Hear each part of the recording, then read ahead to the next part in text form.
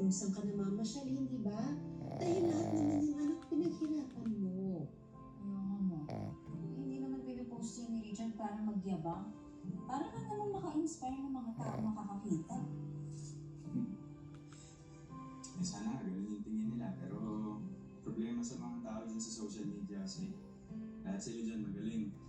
Gumawa ka ng kabutihan, hindi nila napapansin, pero pag may malipis silang nakikita sa'yo na hindi nila gusto, yun yung pagkatao mo sa kanila. Sana makilala ka nito mga